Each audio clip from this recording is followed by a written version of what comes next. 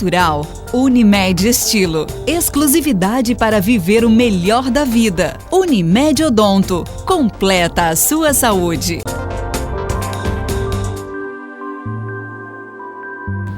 Estamos de volta com Vida e Saúde. Hoje nosso tema é paralisia facial e o nosso convidado desse bloco é o Dr. Sérgio Tadeu, que nos explica a relação das infecções auditivas com a paralisia.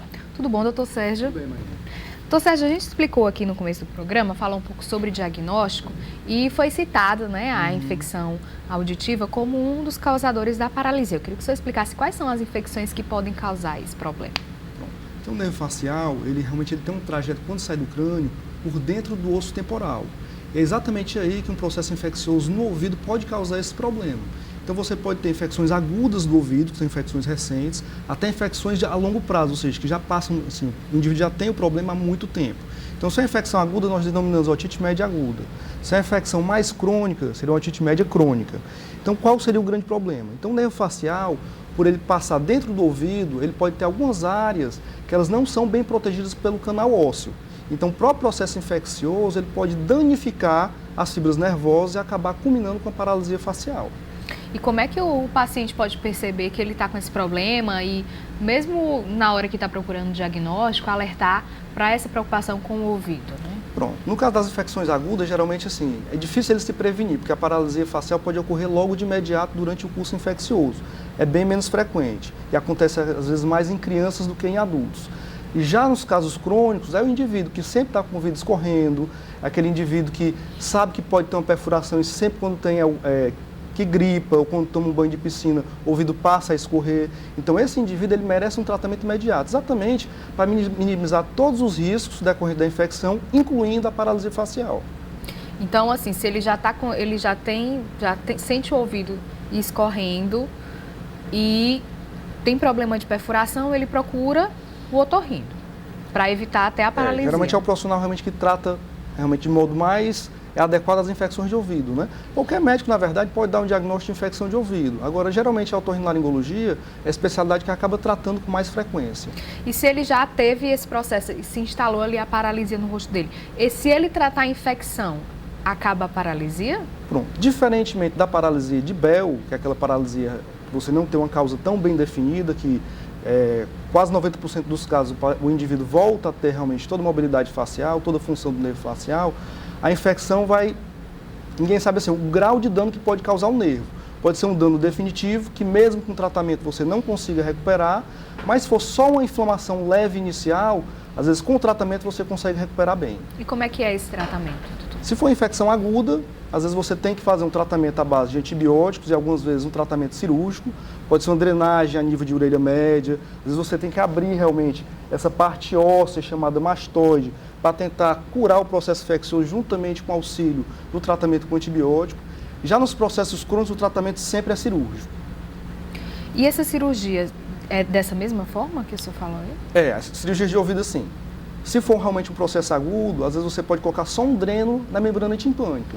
Então seria uma cirurgia com microscópio por dentro do ouvido, que no caso você não tem cicatriz visível.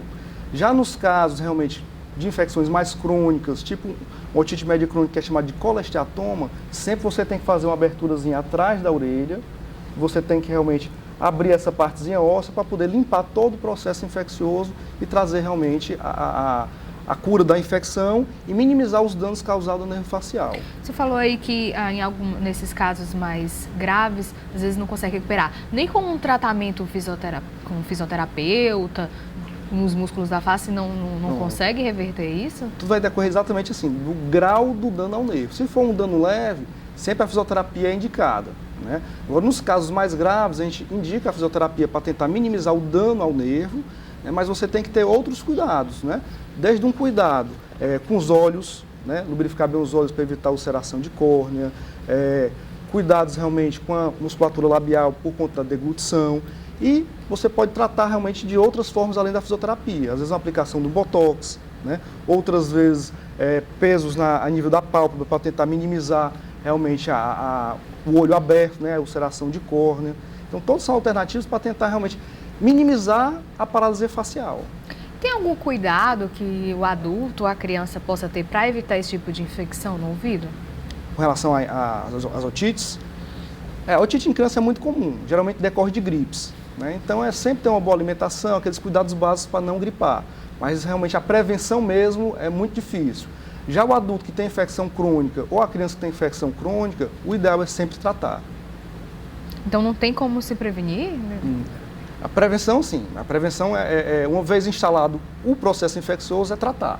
Né? Mas assim, uma prevenção mesmo, real, para evitar em definitivo, não. E para aquelas pessoas que têm a paralisia por conta de algum tumor nessa região do ouvido? Pronto. Então, qualquer processo tumoral que realmente já esteja causando paralisia no nervo, ele tem que ser removido. Né? Geralmente os tratamentos nessa área são tratamentos cirúrgicos mesmo. Né? Geralmente quimioterapia ou radioterapia não trazem benefício. Agora, uma alternativa também em nível de cirurgia que você pode fazer para tentar também minimizar o dano ao nervo é a descompressão do nervo facial.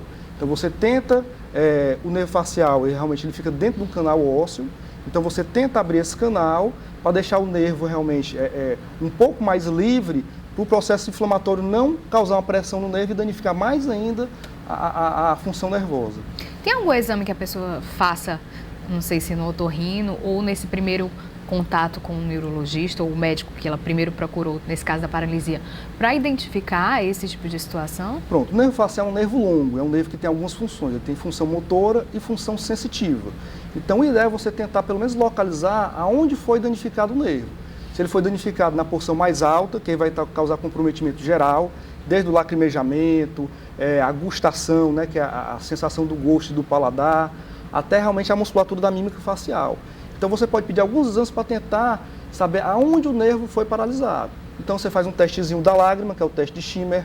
Você pode fazer uma audiometria para saber se o reflexo do nervo facial está presente através do músculo que ele inerva dentro do ouvido.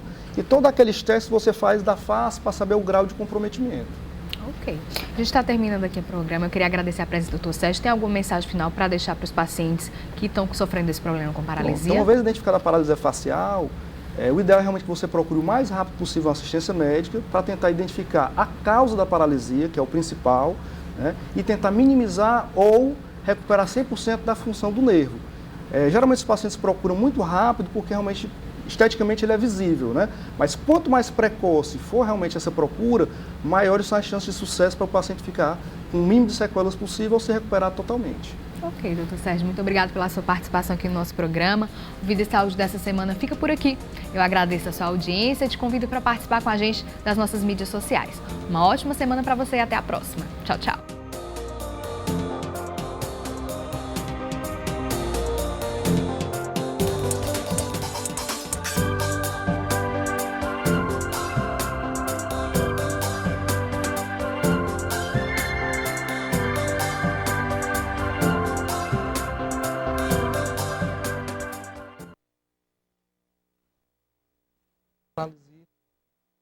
Cultural Unimed Estilo. Exclusividade para viver o melhor da vida. Unimed Odonto. Completa a sua saúde.